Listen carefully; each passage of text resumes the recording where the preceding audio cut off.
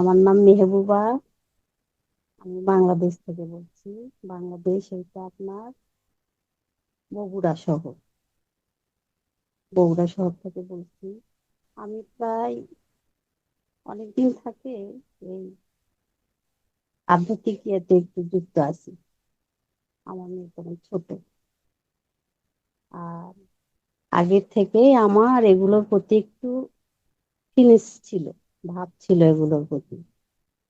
তখন আমি ছোটবেলায়, আমি যখন ক্লাস এই 7-8 যখন পড়তাম, তারও ছোট যখন পড়তাম, পড়াশোনা করতাম, তখন আমার একটা অভ্যেস ছিল কি, আমি তাড়াতাড়ি ঘুমানোর অভ্যেস ছিল, ঘুমাতাম। এবং এমনিতেই রাত 3টায় আজানের আগে আমি জাগা পেতাম। আজানের আগে জাগা পেয়ে আমি আর ঘুমাতে পারতাম না। তখন থেকে আমি না, ওই এখন যেটা অনাহত নাথ, এখন ব্যাপারগুলো বুঝি, খুব শুনতাম, বসে বসে শুনতাম, ভালো লাগতো, কিন্তু বুঝতাম না তো ব্যাপারগুলো। তারপরে পড়াশোনা করতাম, সকালটা এভাবে কেটে গেলে 10টার দিকে না আমার ঘুম লাগতো খুব। তখন আমি ঘুমাতে যেতাম। ঘুমাতে যখন যেতাম, আমি যে ঘুমাবো, অনেক ঘুম। আমি ঘুমাতে যাই, চোখ বন্ধ করলে না আমার আত্মাটা মনে হয় দ্রুত চলে যাচ্ছে। তখন আমি ঝাঁকি দিয়ে উঠতাম, আবার ঘুমানোর চেষ্টা করতাম, এরকম প্রায় হতো। ঘুমাতে পারতাম না, অনেক কষ্ট হতো। তখন যে আমি কারোর সঙ্গে শেয়ার করব কি, বলবো ভাই বোনকে কি বাবা মাকে বলবো ব্যাপারগুলো, আমার এই সেন্স এটা আসতো না। আমি আবার খুব মানে শান্তশিষ্ট, কোনো কিছু কারোর সঙ্গে শেয়ারে যখন বড় হলাম, বড় হওয়ার পরে আমার এক বোনের মাধ্যমে, আর আমার ভাইয়া, এই বড় ভাইয়া, আমার বাবা এগুলো তরিকায় ছিল, গল্প করতো, শুনতাম, ভালো লাগতো।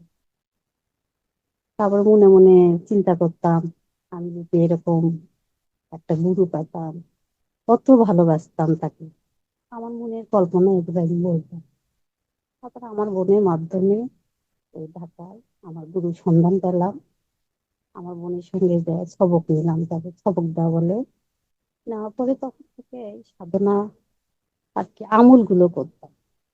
আমল করতে করতে একদিন আমার এই 2-4 বছর যখন কেটে গেল, তখন আমার মনে হলো, ওখান থেকেও ধ্যান শিখাতো, কিন্তু তখন তো এগুলো বুঝতাম না। তারপরে আমার মনে একদিন আসলো, না ধ্যান করা তো প্রয়োজন আছে। তখন আমি নিজে নিজে ধ্যান শুরু করে দিই। ধ্যান করতে করতে ধ্যানে অনেক কিছুই বুঝতে পারতাম তখন।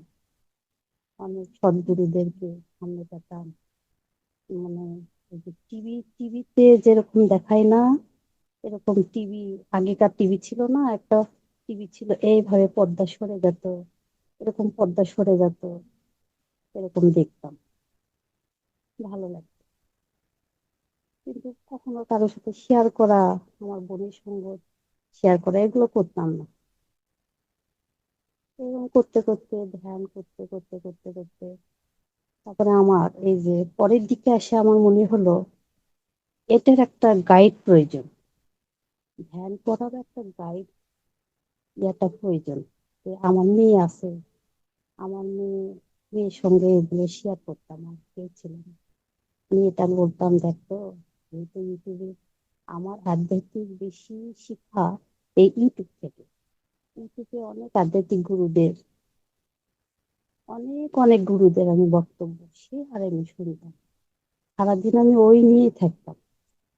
এই যে রান্না করতেছি, রান্না ঘরে মোবাইল দিয়ে যে চালু করে দিয়ে শুনতাম, আর রান্না করতাম, টুকতাম, এগুলো করতাম। তারপর আমার হাজবেন্ড আসার আগে এগুলো বন্ধ করে দিই।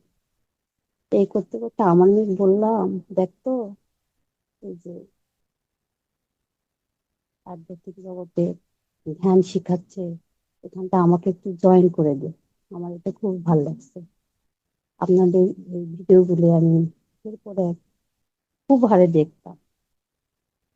দেখতে দেখতে আমার মেয়ে তখন জয়েন করে দিল। জয়েন করে দেওয়ার পর ওই যে সেদিন প্রথমে ধ্যানে যখন যুক্ত হলাম, আপনাদের ধ্যানে যুক্ত হয়ে আমি অনুভবটা এরকম পেলাম যে আগে এরকম অনুভব আমার হয়নি। একটা তরঙ্গ আছে না, যে একটা চুম্বক, একটা চুম্বকে আরেকটা চুম্বক যেমন ধরলে একটা আকর্ষণ, আমার এই গালে এখানটায় এরকম আকর্ষণ হতে শুরু হলো। তারপরে বসে থাকতে থাকতে আমার মনে হয় যে আমার শরীরটা মনে হয় কি যেন টানতিছে, চুম্বকের মতো আকর্ষণ। এরকম অনেক সময় চলেই যেতাম, আকর্ষণে ভ্রমে চলেই যেতাম। তারপরে অনাহত শব্দ সবসময় আমি পাই, দিনে রাত্রে তো আরো বেশি, আর মধ্যে রাতে আপনাদের ওম এই শব্দটা আমি মধ্যে রাতে পেতাম। আর ধ্যানে এসে উম, আমার আমার জীবনের প্রথম ধ্যানের কথাই আমি বলি। প্রথম ধ্যানে এসে আমি গণেশ বাবাজিকে খুব ভাবে আমি পাইছি। আমি এখন চিন্তা করতেছি এটা কাকে শেয়ার করব। আমি ভয় পেয়ে গেলাম, এটা কি দেখতেছি আমি, যে গণেশ বাবা এমন ভাবে ধ্যানে আসছে যে যাচ্ছে যাচ্ছে যাচ্ছে, একটা পুরো একটা প্রকৃতির মধ্যে যে গণেশ বাবার সঙ্গে মনে হয় আমিও যাচ্ছি। এরকম দেখতে দেখতে তারপরে দেখতাম, তারপরে দেখতাম মাকে, কালী মাকে সুন্দর রূপে আমার মতো রূপ লাগতো। আমি চিন্তা করতাম এ কি আমি না কালী মা, কালী মাকে দেখতে পেতাম। তারপরে আমাদের এখানে একটা মাজার আছে, ওই মাজারের পাশে কালী মা মন্দির আছে। আমি মাজারে গেলে ওই মন্দিরের দিকে যখন তাকাতাম, তো অতটা আমার চোখের সামনে উনি ভাসে আসতো। আর অন্য একটা মাজার আছে, ওই মাজারে গেলে ওই মাজারে বসে আমি ধ্যান করতেছি, বাবাকে স্মরণ করতেছি। ওটা শেষ হয়ে যাওয়ার সঙ্গে সঙ্গে কালী মা আমার চোখের সামনে স্পষ্ট ভাবে ভেসে উঠছে। তখন আমি ভাবতাম, ওহো, মা হতো আমাকে ওখানে ডাকতেছে, দেখে যাইতো। তখন ওখান থেকে আবার সঙ্গে অনেক আসে বোনেরা থাকতো, তাদের সঙ্গে আবার ওই কালীমার মন্দিরে যায়, ওখানে যায় দাঁড়াতাম। ওই দাঁড়ালেই ভালো একটা শান্তি লাগতো, আলাদা একটা শান্তি পেতাম আমি। যে আর চিন্তা করতাম আমার সঙ্গে তো কি হচ্ছে, আমি কেন দেখতে পাই, কারণ কি, মাকে, কালী মাকে দেখতে পাচ্ছি। তারপরে ভাবতাম যে আসলে কালী মা কি, আমার মাথার মধ্যে তো একটা চিন্তা এসে গেল যে আসলে কেন আমি দেখতে পাচ্ছি। এটা সম্বন্ধে তখন ইউটিউবে দেখা শুরু করে দিলাম। ঘাঁটতে ঘাঁটতে এটা বুঝলাম যে একজন একেশ্বর, একজন গুরু বললেন যে এককে চিনলো সে জগৎকে চিনলো, সৃষ্টিকর্তাকে চিনলো। আমি এভাবে বুঝলাম যে আসলে একের অধীনে কেউ নেই, আমরা দুই না, আমরা এক, সবাই এক। একেশ্বরকে আমি দেখতে পাচ্ছি আমার গুরুর মধ্যে, আমার মা, আমার গুরু সব এক একা, এক হয়ে মিশে আছে। এটাই আমার মনের মধ্যে বিরাজ হতে লাগলো। তারপর ওইভাবে আমি ধ্যান করা শুরু করলাম। মাঝে মধ্যে আমি দেখতাম, প্রকৃতিকে দেখলাম। তারপরে চক্র সম্বন্ধে আমার জ্ঞান ছিল না। চক্র সম্বন্ধে তখন আমি ধারণা নেওয়া শুরু করে দিলাম আধ্যাত্মিক সব গুরুদের কাছ থেকে। ধারণা নিতে নিতে ওটা সম্বন্ধে আমার একটু জ্ঞান আসলো। মোট কথা আমার জ্ঞান এই ইউটিউব থেকে। আমি ইউটিউবকে অনেক প্রণাম জানাই যে এরকম একটা ইউটিউব থেকে আমার জ্ঞান অনেক অনেকখানি আর কি পাইছি আমি। যতটুকু পাইছি আমি ইউটিউব থেকে, এখনো অনেক কিছু জানার বাকি আছে, জানার তো শেষ নাই। আর হয়তো জানবো। আমি আমার সবকিছু আমার মেয়েকে শেয়ার করি। আমার মেয়েও এই পথে, আমার মেয়েও এই কালীমাকে ধ্যানে বসে। জি, আমি ইউটিউব থেকে দেখতে দেখতে এখানে এসে ধ্যানে যুক্ত হয়েছি 3 তারিখে। ওই দিন ছিল পূর্ণিমা, 3 ঘন্টার ধ্যান ছিল। আমি তখন প্রথমে তো বুঝিনি 3 ঘন্টা ধ্যান ছিল, আমি একটু কমই করছিলাম। ওই ওই ধ্যানটাতেই আমি অনুভব করতে পারছিলাম যে আসলে গাইডের প্রয়োজন আছে। আমি এই ধ্যানে অনেক উপকৃত হয়েছি। এই ধ্যানে বসে মনটা মনে হয় আমার শীতল হয়ে গেল। তখন আমার মেয়ের সঙ্গে আমি শেয়ার করলাম, দেখ আমি তো বলতেছিলাম যে সবকিছুরই গাইডের প্রয়োজন আছে, একা একা আসলে কোনো কিছু হয় না।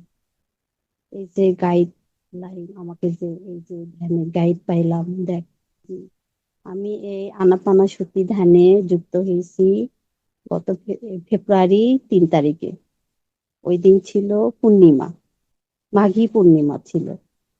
ওই মাঘী পূর্ণিমার দিন থেকে আমি ধ্যানে যুক্ত হয়ে ওই পূর্ণিমার দিনে আমি অনেক কিছু অনুভব করতে পারছি। অনুভূতি আসছে যে এই যে একটা সাদা আলো আমার চান্দি মাথার ওপর দিয়ে যে আমার শরীরের ভিতরে ঢুকতেছে, আমি সেটা অনুভব করতে পারছিলাম।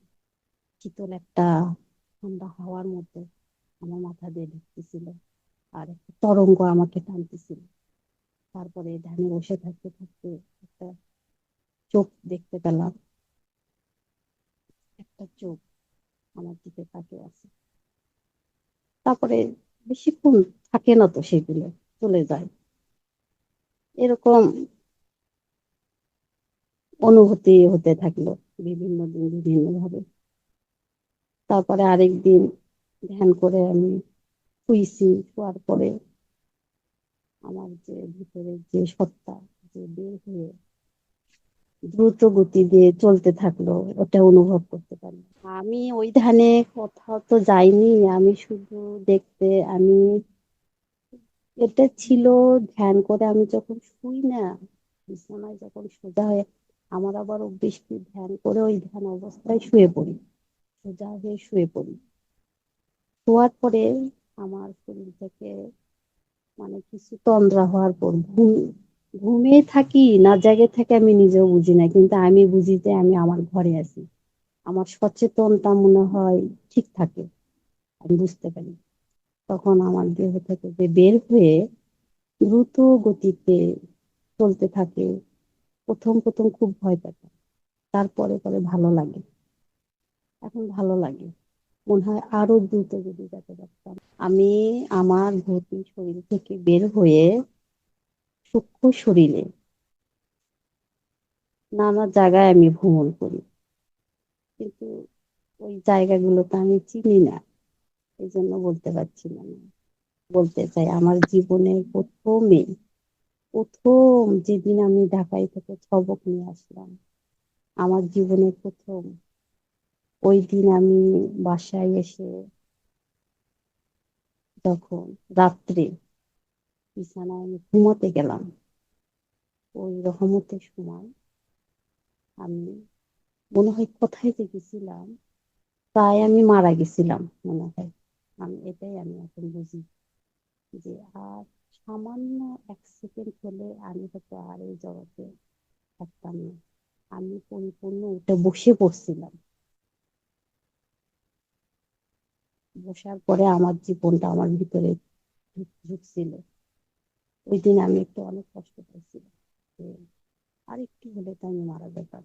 এটা এটা কেন হলো, এটা আমি চিন্তা করতাম, কিন্তু তখন তো এটার কোনো উত্তর পাইনি, কাউকে যে শেয়ার করবো এটাও করিনি। যে আমার এখন আমার ভালো লাগতেছে যে এরকম একটা প্ল্যাটফর্ম আনাপানা ধুতি ধ্যানের সঙ্গে যুক্ত হয়ে আমার মনের কিছু কথা যে শেয়ার করে আমি উত্তর পাচ্ছি আপনাদের কাছ থেকে, আপনার আপনারা মহান গুরুদের কাছ থেকে যে উত্তর পাচ্ছি, এটা আমার অনেক ভালো লাগে। এই ধ্যানের সঙ্গে যুক্ত হওয়ার পর আমার মধ্যে অনেক পরিবর্তন আসছে। আগে একটু একটু রাগ করতাম মেয়ের উপর, আমার রাগ করার ওই একটাই ব্যক্তি আমার মেয়ে, কিন্তু এখন আর রাগ হয় না। সুন্দর করে ঠান্ডা মাথায় বুঝে বলি, যেটাই হোক বুঝে বলি। রাগ বিন্দু মাত্র আসে না, রাগ চলে গেছে। তারপরে আর এখন এই ধ্যানে আসে মনে হয়, আমার এখন মনে হয় যদি সারাদিন বসে থাকতে পারতাম এই ধ্যানে, অনেক শান্তি লাগে। এই জন্য আমি অনেক আগে থেকে লাইফে ঢুকে বসে থাকি। দেখেনি তো, ভালো লাগে যে কখন লাইফটা চালু হবে, কখন আমি ধ্যানে বসবো, কখন আমি আমার শান্তিটা উপভোগ করব। এটাই না, অনাহত নাদ তো আমি শুনতে পাই, এই যে এখনো শুনতে পাচ্ছি। এটা আমি দিনেও শুনতে পাই, রাতেও শুনতে পাই। একটু ধ্যান দিলে প্রচন্ড জোরে শুনতে পাই। আর রাত্রে, একদিন রাত্রে, এটা একটু বলি, এত মানে শব্দ, অনাহত শব্দ, আমি উঠে বসেছিলাম যে দূরে কোথায় কি যেন হচ্ছে, আমি এটা মনে হয় শুনতে পাচ্ছি, কিন্তু কিছু বুঝতে পারিনি। অনেক বোঝার চেষ্টা করছি যে কে কি বলে, কিন্তু কোনো কিছু বুঝতে পারিনি। এই আনাপানা সঙ্গে আমি যুক্ত হয়ে আধ্যাত্মিক জগতে অনেক কিছু আমি উত্তর জানতে পারছি, আপনাদের মতো গুরুদের কাছ থেকে উত্তর নিয়ে আমি সেগুলো বুঝতে পারছি, জানতে পারছি। আমি এই ধ্যানে অনেককে বলি, এখন বলতেছি যুক্ত করার জন্য, যে তোমরা যুক্ত হয়ে যাও এই ধ্যানে, অনেক কিছু জানতে পারবে। এই ধ্যানের মাধ্যমে আমরা মানসিক শান্তি, জীবনের উন্নতি, অসুখ বিসুখ থাকলে ভালো হয়ে যাবে, আমি তো বুঝতে পারছি, আমি প্রমাণ তার। এই জন্য আমি অনেককে এভাবে আমি বলতেছি এই ধ্যানের সঙ্গে যুক্ত হতে। এটা একদম বিনামূল্যে ফ্রি ভ্রমণ করার ধ্যান। যারা সেভাবে এই ধ্যানে যুক্ত হবেন, আপনারা নিজেরাই বুঝতে পারবেন যে এই ধ্যানের ভিতরে কি আছে। আমি প্রণাম জানাচ্ছি কর্তিজি মহারাজকে। উনি এই ধ্যানের প্ল্যাটফর্ম যে আমাদের জন্য খুলে দিচ্ছেন, এতে আমরা অনেক উপকৃত হচ্ছি। আমার আমার তরফ থেকে আমার এই সদ্গুরুকে অনেক প্রণাম, আপনাকে অনেক প্রণাম।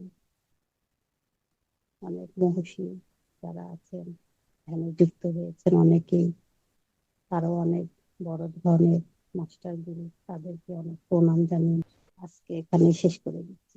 ধন্যবাদ।